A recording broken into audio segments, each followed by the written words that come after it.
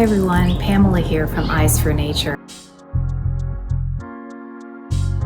I thought that I would start a video series where I welcome some of my friends in different energy practices to introduce you to these different energy modalities.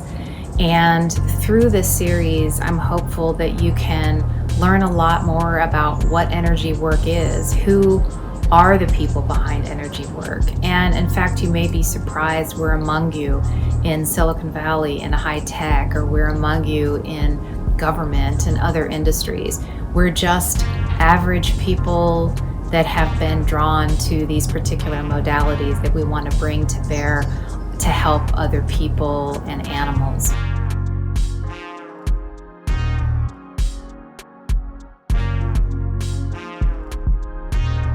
As all of you that are watching, we are very aware of the pain and suffering that's around us right now. And we know that we do have other options available to us. And there are many things that you can do at home on your own to raise your vibration and to be able to overcome some of the pain that you feel and some of the challenges that we're experiencing today. And you do have choices whether to turn on negative news or violent movies or other choices that we might make that bring us down.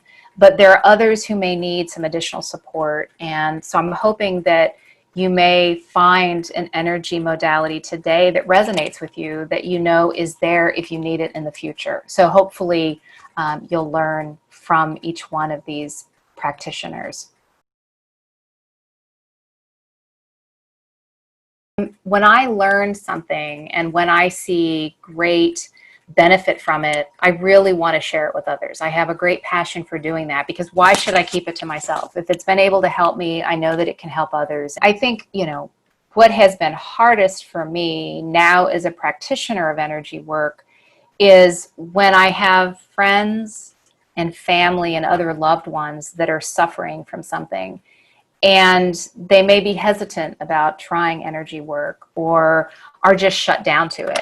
And I have to watch them suffer when there are options available to them. So that's my own personal challenge through this. And so that's why I want to do this video and introduce more people to more modalities so that you know what options are available to you in the context of pain and suffering, with energy blocks, with your careers, with personal relationships, whatever it happens to be, the energy work is there available for you.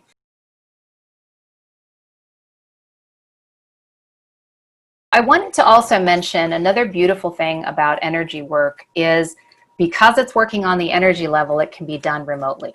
So all of us bring our energy work to people regardless of where they're located. So we can be of help to people no matter where they are in the world. I know that many of us have been working with clients in other countries outside the US as well. So it's another great benefit of energy work.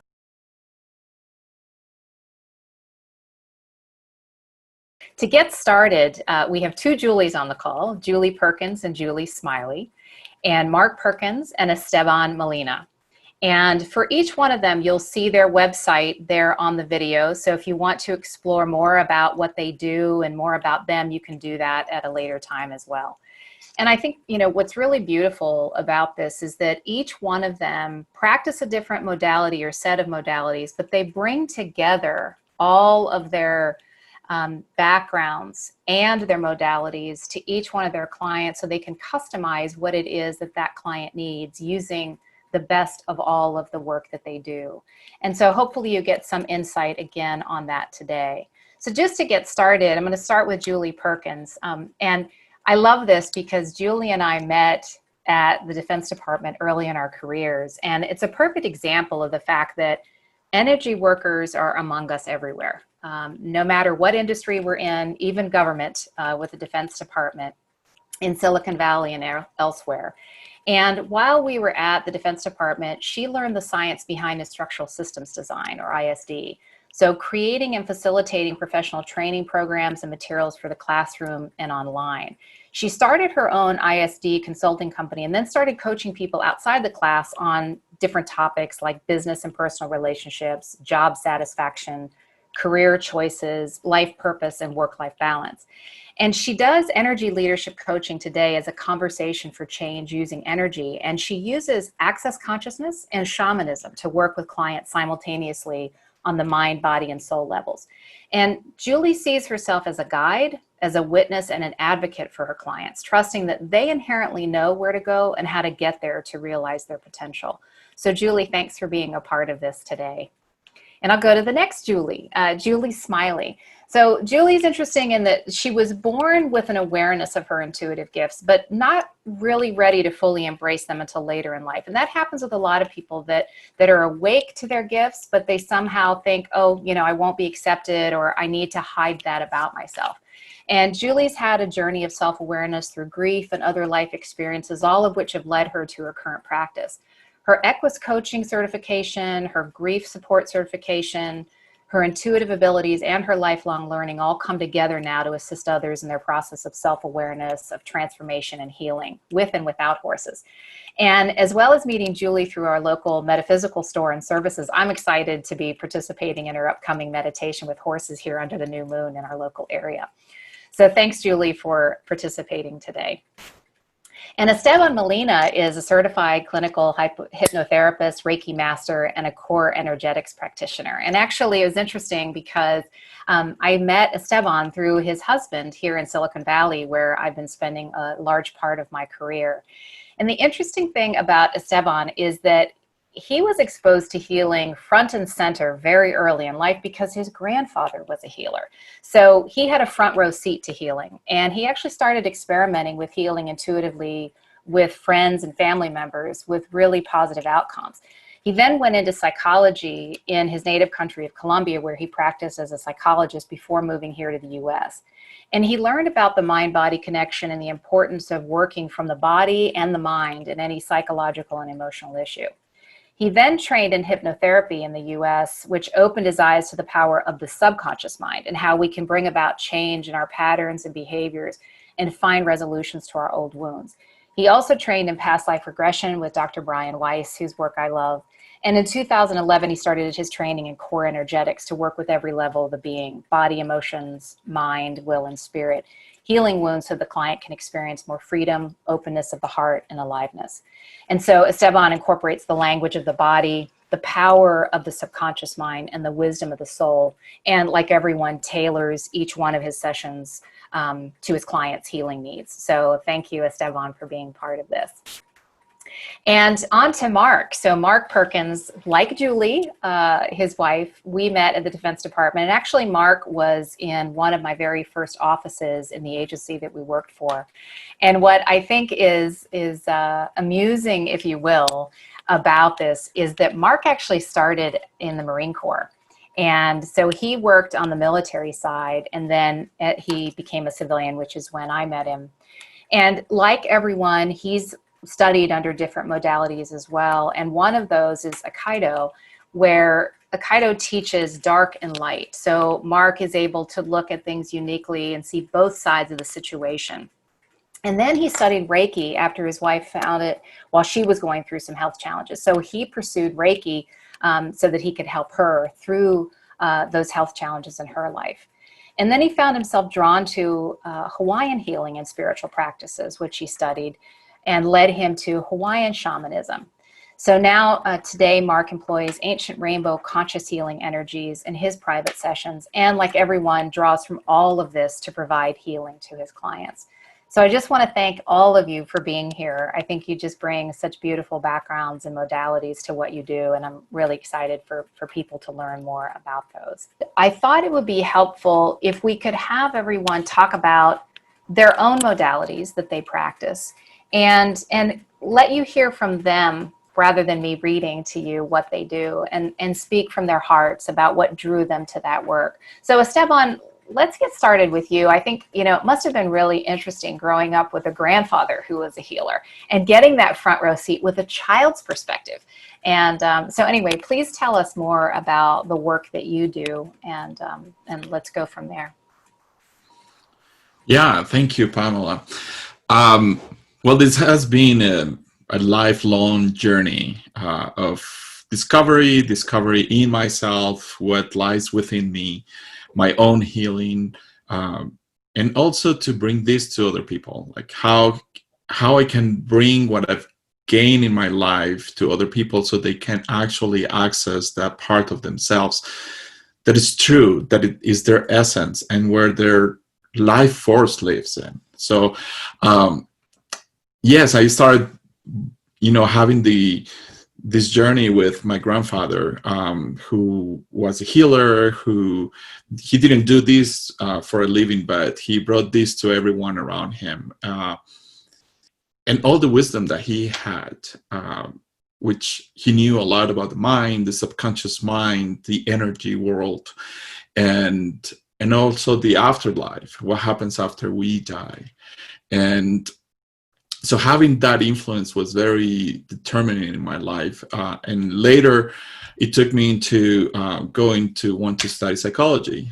And when I went through that schooling, everything was focused on this part up, right? It was only focused on the mind, the unconscious mind, our behaviors, our patterns, but not much about what was happening in the body.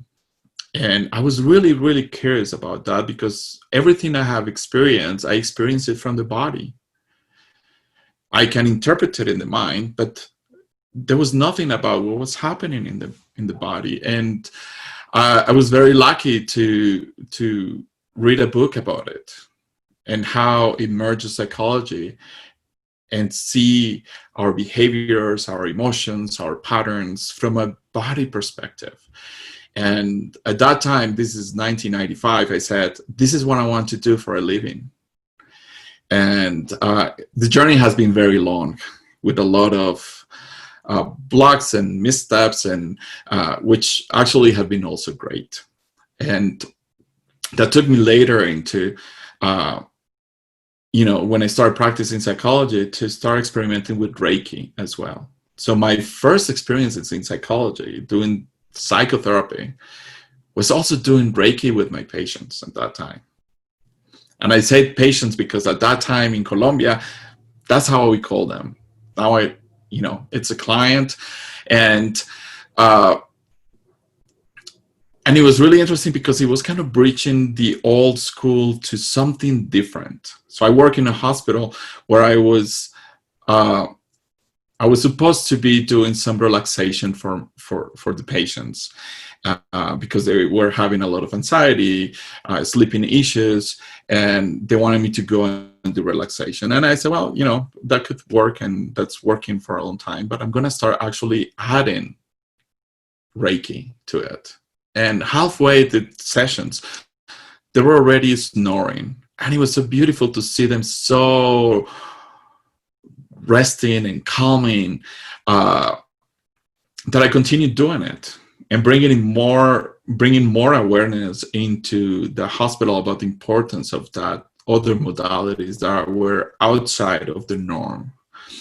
So later, as my journey continued and my search continued, I found hypnosis, and hypnotherapy blew my mind out, because it gave me the opportunity to know more about the subconscious mind and what we can do when we enter into that outer state of consciousness that the hypnosis does, which is very normal and natural, that we access all the time, but we don't even realize that we are in a hypnotic state normally. But when we cause it and we create that, and with a clear intention, a lot of shifts and changes can happen, because our mind, our subconscious mind, opens up to receive new ways of being that may be more healthy, more in tune with our true self, and bring about a lot of other changes in our life where we can actually access our true gifts. And not only that our subconscious mind opens up to receive suggestions, positive suggestions, but also that we can access the information that there is in the subconscious mind, where we start all our past experiences, but we don't have access to them normally in our conscious mind. So by accessing that, we can go to the root of many of our wounds and be able to process and allow the emotions that are stored and stuck about those moments to be felt and expressed and released, so we can move forward and let that back behind in the past where they belong. So that just continued my journey, and also starting to practice past life regressions. So to be able to go into different time, a different body, a different experience, and also access all that wisdom that we have gained from that time, and also release and heal past wounds that continue haunting us. So it all continues adding more and adding more into what I bring to my clients. And at the same time, I continue working and experimenting and learning about the body. Because everything that is happening here in the mind and the subconscious mind, it is also felt in the body, and it has a specific reaction in the body. So our experiences, our past experiences, and we experience difficulties, challenges, traumas that translate in our body and modifies the way that our body functions, the way our body expresses, and the shape of our body. And if we look deeper into the body, we're energetic beings after all. So it's actually how our energy is moving freely through our body or not moving freely, depending on the messages, the experiences that we gain through our life. So my intention with my work is to create a safe space for my clients so they can experience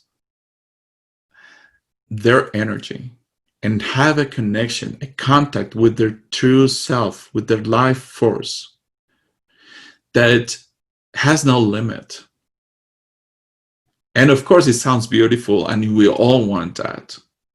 But at the same time, it is scary. It is scary because of the messages, because of the world in which we grew up that told us, you cannot be that big. You cannot feel this. You have to be in a specific way and fit the mold. And the mold keeps us small. And we believe it because it happened a long time ago that we stay in that place. And that limitation kept us in a place where it was comfortable. We didn't get to feel emotions that were uncomfortable. And we didn't get to challenge things that didn't feel right. And so part of my work with my clients, it's also to bring that challenge, to hold their hand, walk the process, but also challenge them so they can bring some change. So it's a lot about owning our own energy and bringing consciousness about what is happening to us as we start feeling our own energy, as we expand more, but also knowing that everything in the universe moves in a ebb wave where it opens and closes, it opens and contracts, and honoring that, but also feeling more comfortable in remaining more open than closed. And bring also grounding into this process where we can be able to integrate what is happening to us without having to go away or get too reactive or feel very defensive, in a way that we can integrate what is happening. And if we go into the neurobiology of the whole thing, it's about how our brain is functioning as we are having all these experiences. Are we able to process that intellectually, that we can integrate it and have our emotions and be who we really are? Or is this feeling very threatening that we react and activate a part of our brain that doesn't allow us to integrate things, to feel grounded? I think there are a few things that you said there that, you know, for people that may not be as familiar with this work, if you think about the proverbial iceberg, you've seen the picture a million times. And you mentioned the conscious versus the subconscious mind. I think one of the things that, I find the clients that I'm working with, they just don't understand how is it that I'm able to tap into these things like you're talking about without me being aware of these things. It's because if you think about it, even with computer memory, you run out of it after a while. The conscious mind's aware of 5% of what we've ever experienced, while the subconscious mind is like our library, everything we've ever seen, tasted, heard, experienced, whatever. So if everybody that's watching can kind of envision it as that iceberg where you've got that, what you're conscious of, being the tip, and the subconscious being everything that's submerged. But just think about it as your library. Trust that your body stores everything that you've ever experienced. And the other thing, as you were talking about past lives and people kind of being fearful of letting go, one of the things that I always remind clients is that we are a product of so many things. Yes, we're a product of the life experiences and the wounds that you've been talking about from childhood or from adulthood, but we also are the product of what we've inherited genetically, and we're the product of our past lives. There may have been things that we brought into this life that have stayed with us, but we're, again, not conscious of it. And we beat ourselves up thinking, why do I have this issue? Why can't I overcome it? The next guy is fine, or the next woman is fine. Why are they not having a challenge with that? Well, that's because they're unique in their life experiences, right? So I think if people can think about that, and you're just tapping into that library of all knowledge of that human being that they're not necessarily able to tap into consciously, I think there's a treasure trove of information that you can tap into and unblock for them, right? I mean, I know even in my own personal experience with past life regression, I always wondered why I had money fears until I went through a past life regression and I saw a man on Wall Street during the Great Depression who had a small family-run business and lost everything and felt tormented. Well, that was me. I came to this world with those wounds, right? And so then I wondered, why do I have these fears about money, but the next person doesn't, right? So I think if people can think about that and think about the complexity of who they are, what you're talking about can tap into tremendous potential that we would have never even been aware of. That's great. Yeah, and when think about that, it's also the importance of having someone that points out those parts that we are unable to see. Yes. Because we're too close to that. It's so familiar for us. Yeah. That it's very difficult to see. This is what we call a blind spot. I mean, others can easily see those blind spots. But for us, it's a big challenge. And this is part of finding someone that guides us through that journey. Because doing this journey solo, I mean, I think it to a certain degree is possible, but it makes it very difficult.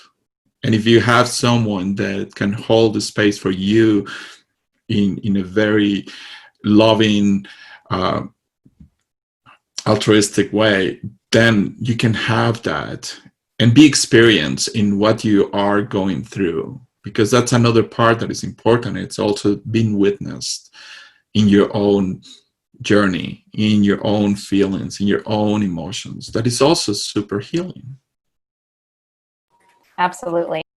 So Julie Perkins, I wanted to have you share. You've brought some different modalities together as well.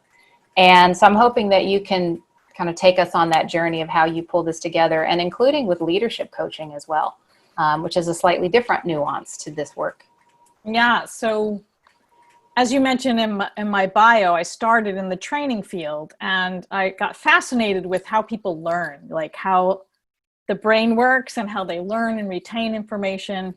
And it was also fascinating to witness how they actually could learn, but there were still things that they couldn't change. So I then went into looking at, all right, well, let's look at where they work. Where is this person performing their work? And let's see what's going on in that work environment. And let's see if we can observe or notice things that are happening there that are getting in their way. And sure, there's things like, maybe not enough feedback, or maybe they're not incentivized. Do they know how to do this? Sure, they know how to do this, but maybe they're not motivated to do it for whatever reason. And that worked for a little while. And then there was just people who just couldn't move forward, no matter what was happening, no matter how much they had been trained and they had knowledge and skills, no matter how much support they had in their working environment. And that really led me to look at, okay, this is a whole person. This is not a work person walking in the door. This is a whole person that walks in the door with everything about them.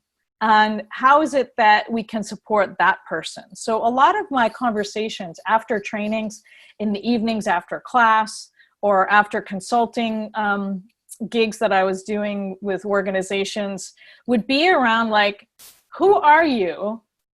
And how's your life right now? What's going on in your life? So that really led me into life coaching. I really wanted to explore that modality and figure out how I can be that person to, as Esteban was talking about, witness their life and be, a facilitator of anything that I could facilitate for them. So it's kind of just winging that, and knowing that coaching is a conversation, and knowing how much I love to talk, which my friends and my husband will attest to. It was just like a natural thing for me to step into this and see what I could create. So it wasn't until I actually went to a coaching school where they used a core energy model that it really started to land in my world, that there's actually a way to become aware of when your energy is moving in a place where that you can use it to move. It can spur you forward. And there's times when your energy can deter you completely from moving forward and going on with your life. So that's really where I started playing with energy. And having been a recipient, as you also mentioned in my bio, of energy modalities, going through my own personal crises, health crises, and emotional crises, it was an easy sell on the power of energy and how that works and how that can be influenced. So that has really led me to the place of blending tools that I've learned over the years. So I'm a shamanic practitioner, a shamanist, as some people might call that. And I use those tools if people are interested in nature-based and the more spiritual tools. Because the first time that I was a recipient of a shamanic technique, I was shocked when they said, we're going to go and do this spiritual technique. I was shocked the impact that it had on my mental, emotional, and physical, as was already mentioned about the body and the wealth of information that the body can actually bring to you. So I was like, wow, this is cool. So it's spiritual realm, but it's feeling it here, and things are changing for me. So those tools are really great if the person shows up and they have questions about, why is it that I'm dreaming this way? Why is it that I feel stuck this way? Why is it that I used to be able to meditate or pray and I can't feel like I have any access to a higher source? So that's a good place for me to start with them if they're so inclined. If they're more of like, I just want to talk about this for a little bit, then I use maybe the core energy model and say, here's the seven levels of energy and what's going on. And we we'll have a little training about the different levels and where they might be. And so then that kind of satisfies from a mind perspective. Then we can go into other areas. And then for the body, I found the tools of Access Consciousness, which is a nice blend for me of both questions, because good coaching is question-based. You ask questions, you elicit information and the response of your clients, because it's based on the premise that the clients are whole, competent, and capable, and that they already know. It just might be buried somewhere, it might be blocked for some reason. It's not that they don't know, and it's really getting them to the place that they do know, and that's where they feel the empowerment. So Access is a set of questions, And it also has a whole body of work that is used with the body. So it's a hands-on and hands-off energy work that works to get through and to those places where they're stuck. And a lot of times where they're stuck is where they have a point of view about something. So if you have any point of view that something is right or wrong, if it's right, then you can only see things that are right about that. And you can't, nothing else that might be willing to come in to help support you can come into your universe. If you're stuck looking this way and the stuff is over here saying, I'm here, I'm here, I'm here, I'm here, and you're still looking this way, it's beyond where you can see it or receive it. So the intention in my work is always to invite people to different possibilities, to invite them to the difference that they are, to embrace that they are really different and powerful and that they know. So the one thing that when we work with Access, when they say, I don't know, I let them say it a couple times, and then I say, okay, you need to stop saying that because you really do know. So yeah, and I don't actually say it like that. I say, well, if you did know, what would you know? You know, so let's just like ask that question then, right? But that's the invitation that I have to them, that it's truly the change that they are wishing to see in their life is resident within them. And so if we want to look at it from mind, body, or soul, whatever perspective, we will use all three. We'll start one place and move to another place. We'll use a variety of tools, but that change is resonant within them.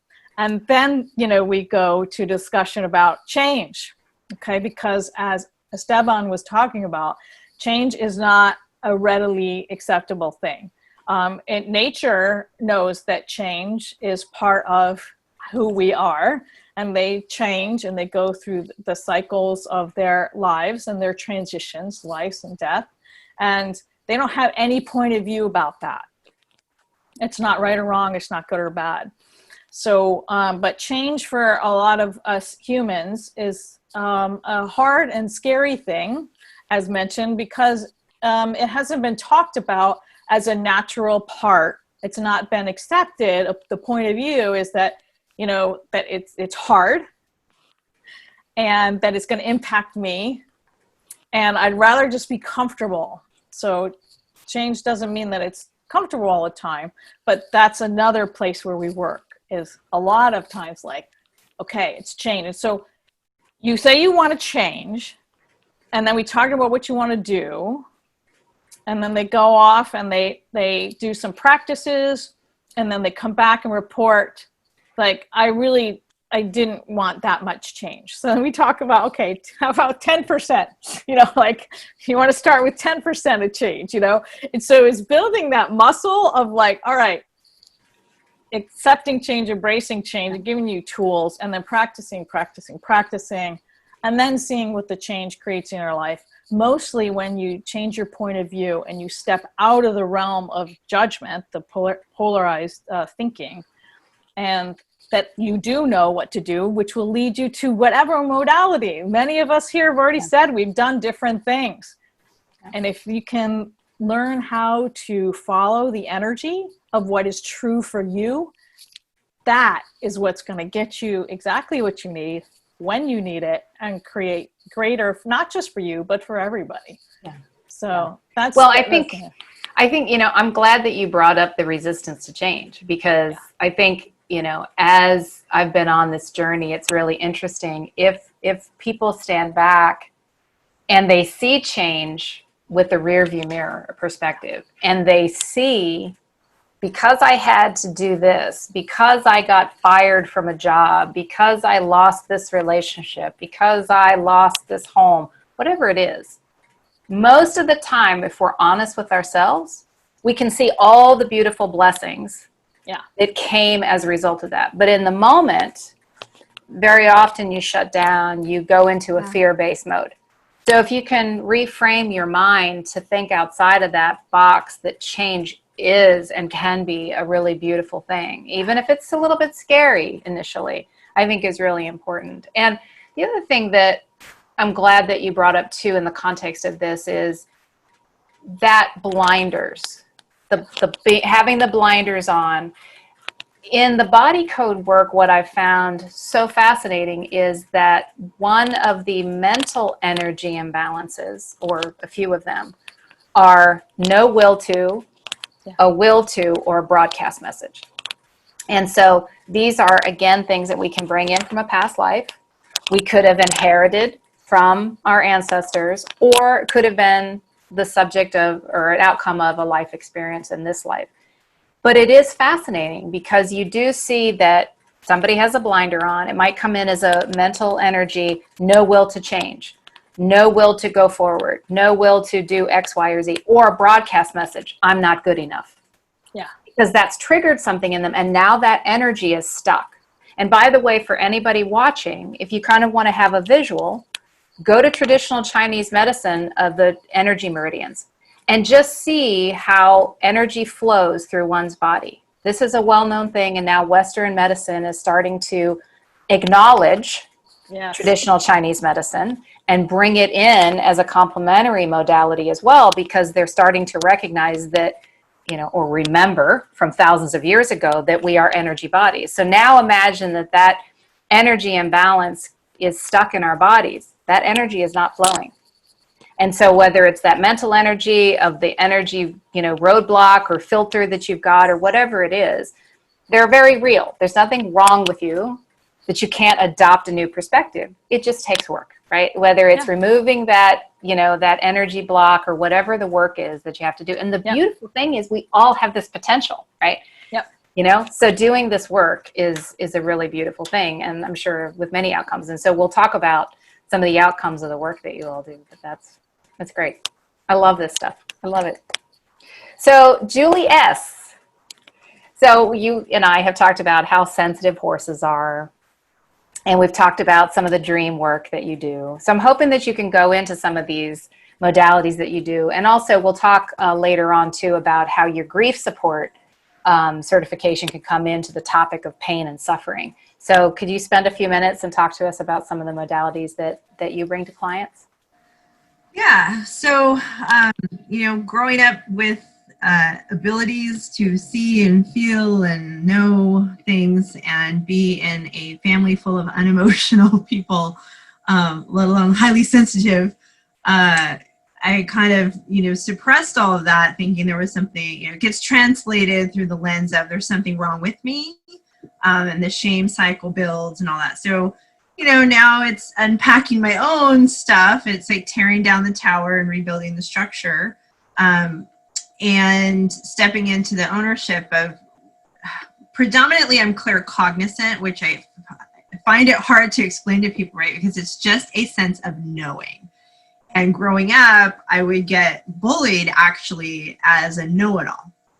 And I couldn't explain how I knew it all. So then I believed I was a know-it-all.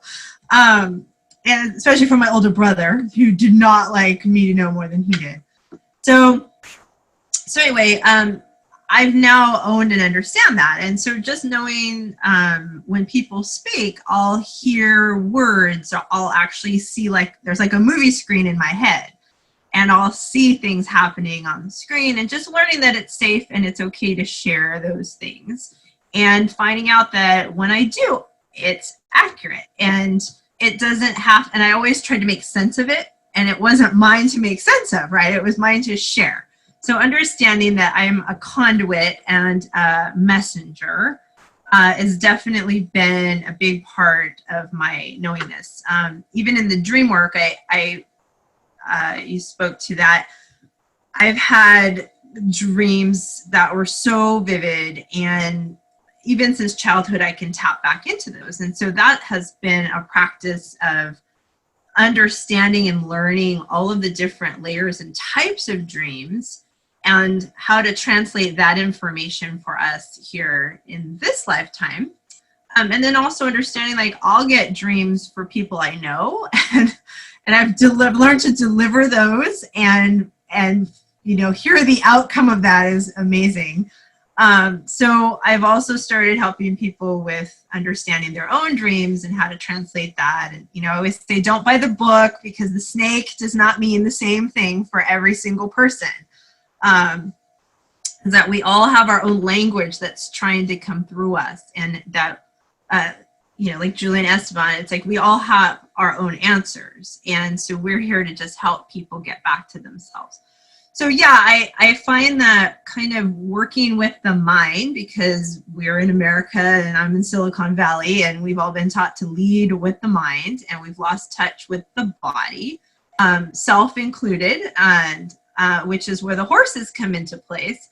I was living in such a mode of fear and unsafe. And I went to a horse workshop one day, and literally the woman read my mind.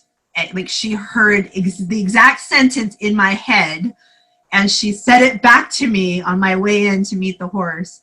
And the horses have this ability to calm our body and ground our nervous system. And then we can speak to the mind and put both of them in alignment. And I remember standing in that pen that day. I had had no experience with horses. I had not met anybody like this woman before. And I was terrified, and all of these things were coming up. And I declared in that round pen that day, I want to be that. And now, like literally a month ago, you know, it's also those, our own awareness of saying, oh my God, I'm that. Like today, right now, I'm driving to a ranch to work with horses by myself with a client, and I am that. And then celebrating those little steps along the way.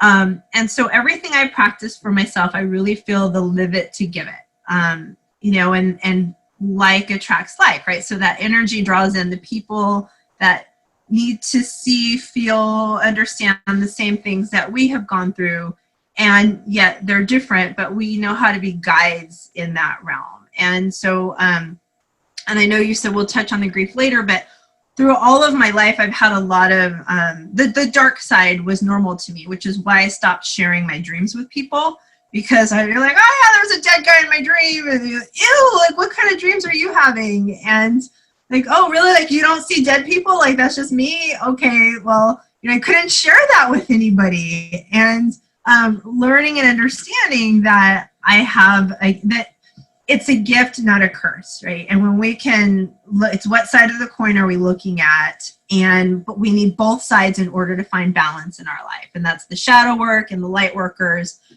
And realizing that, oh, wow, I really do have an ability for transitional life and to connect to it and through it. As a teenager into my early 20s, I used to have the gift of knowing when babies were born, 1 to 2 days before they were born. And I would see them, I mean, everything about them. And I knew, and then I'd wake up and I'd call the person, and it's like, oh yeah, she's on her way to the hospital right now, and boom, there's a baby. Now, when my mom died, that switched over from birth to death. And even though I kind of had both abilities, I lost the connection to the birthing and got deeper into the connection of death. So I just look at it as, I like to say that I'm the light worker that can carry the flashlight into the darkness with people and go into those really deep, dark, ugly places that we're afraid of in ourselves. And I can't fix it for them, but I can create the safe space, hold that space, and illuminate the pathway through and out of the darkness with support. And the horses, I can do all of this without horses, and adding a horse to the equation as a co-facilitator completely takes us deeper, further, faster, and with more clarity, because it's the validation system of what I'm trying to help them understand.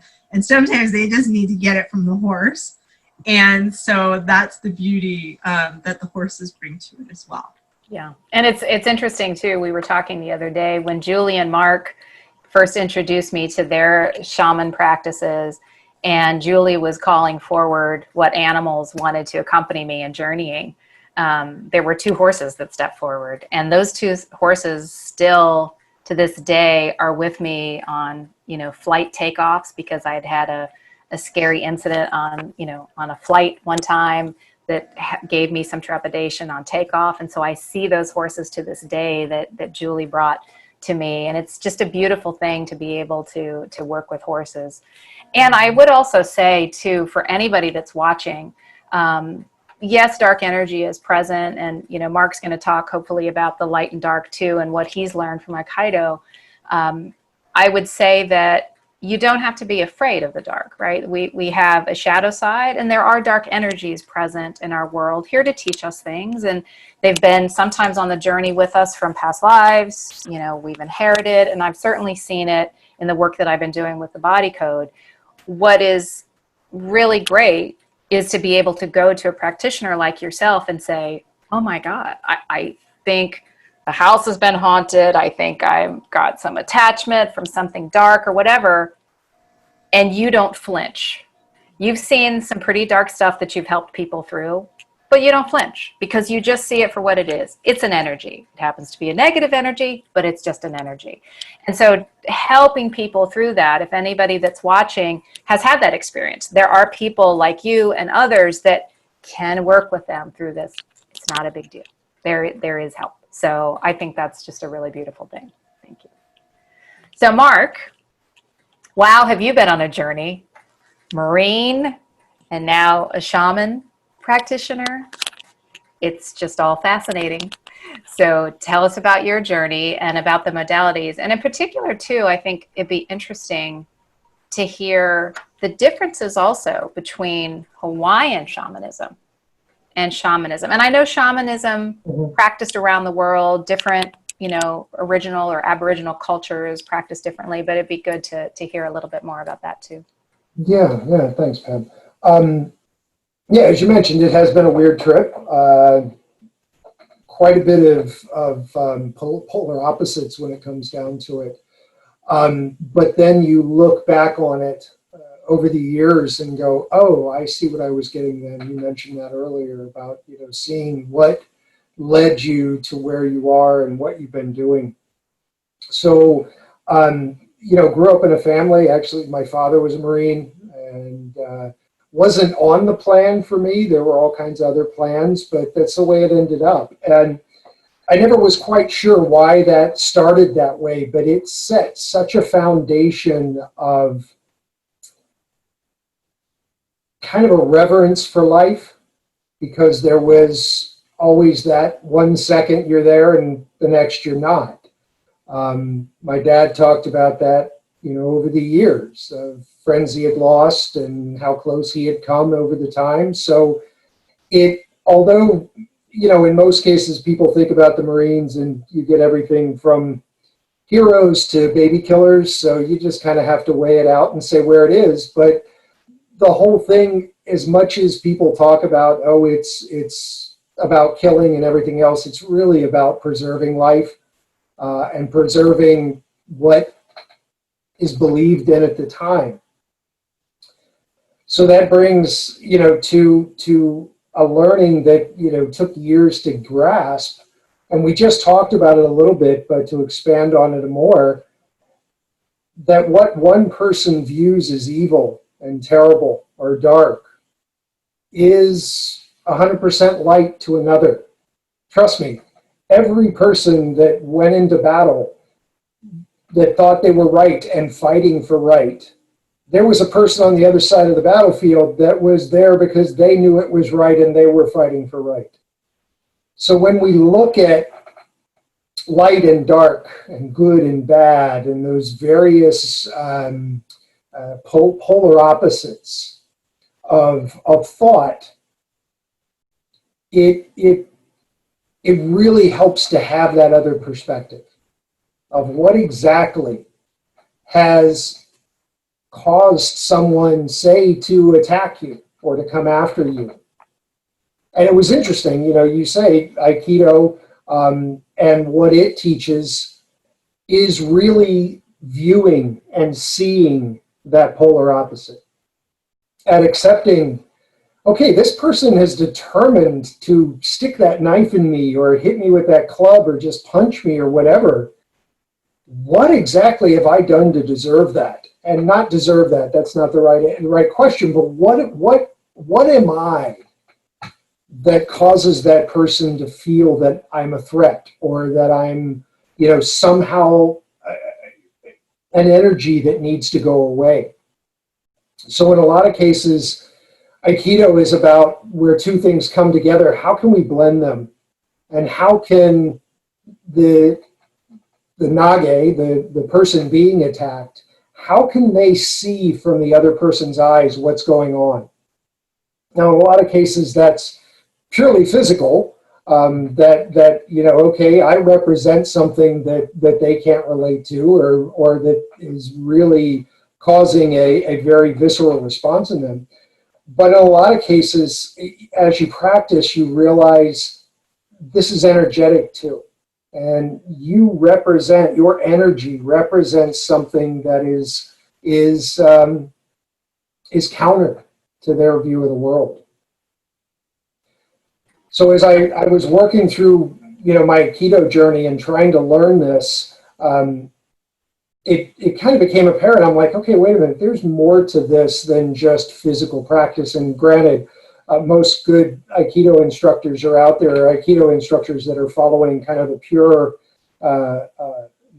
view of it, realize there's more, that this is a spiritual practice, that you're connecting with the divine, you're connecting with the divine in you and the divine in everyone else to blend the energies and to achieve peace, achieve a stasis where everyone feels safe, and that it's no longer necessary to be an aggressor or to see me as something that is really against you.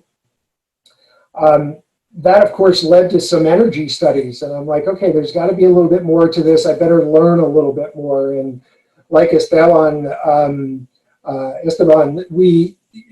looked at Reiki because Julie, as you mentioned, it had some Reiki, and I said, well, let's see what this is, and that was interesting. And then started working with a lady who actually taught me Reiki that was doing some Hawaiian healing, and I'm like, wow, this is really, really interesting too. But I found through all of that, it was really about how does this energy come through in a way that's going to be beneficial to the other person.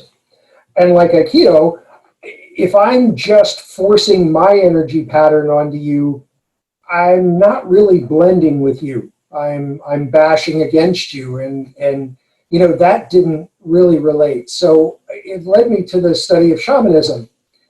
And the very, very basics of shamanism is essentially, Esteban was talking about it, we've all kind of talked about it, that everything is energy. We've talked a lot about people, and I have my energy and you have yours, but Julie talked about it with the horses, that they have an energy that they bring. Everything brings you an energy and brings an energy with it.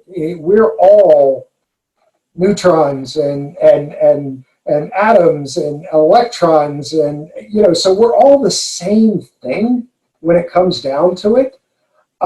So we all bring energy. The other core component of shamanism is that as a practitioner, you need to keep yourself open for the energy that's going to come forward. Because you're working with someone, you're working just like you and Julie worked. You're working with, in that case, Julie was working with Pam's energy. Horses may or may not be something that Julie worked with or understands or anything else, but that energy came through and means something to you. And so it stuck with you, it stayed with you. So maintaining that hollow bone nature where you can bring through whatever energy wants to approach the person allows a purity that removes my preconceived idea of good, bad, right, wrong, and all that, and allows the energy to come through that's going to be right for the person. And what might be incredibly scary to me could be 100% natural to that other person. It could be something that is so natural to them that, they are immediately able to heal and work through this. that's true on all parts. You could see somebody that's 100% suffering, and being able to recognize that, to me, that may be suffering, and to them, that's normal. That is their life.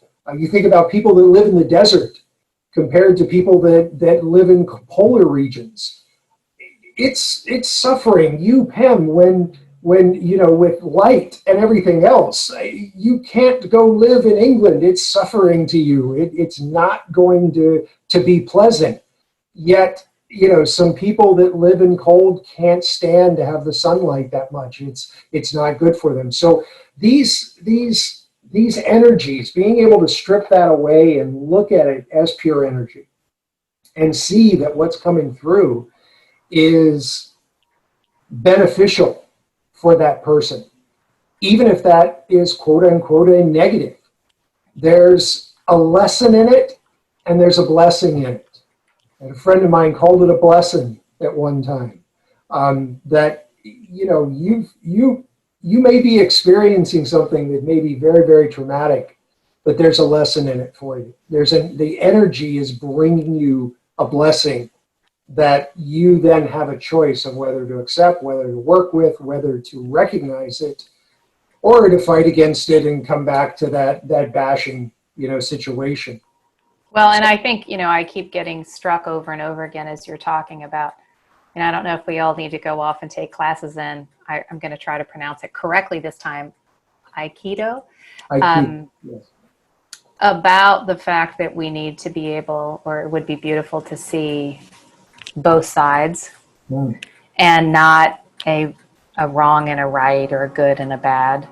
In these times when we're in conflict with one another, and of course we've been in conflict with one another in time immemorial, but wow, is there a lot to learn there. And this goes back to your journey to oneness and coming back to the fact that we are all one. So I'm really glad that you brought us back to that foundation, which is, if we are all energy and we are all made of the same core things, then it's easier to get our minds around the fact that we are indeed all one, that we are more alike than we are different. So there's a lot of beautiful lessons in that as well.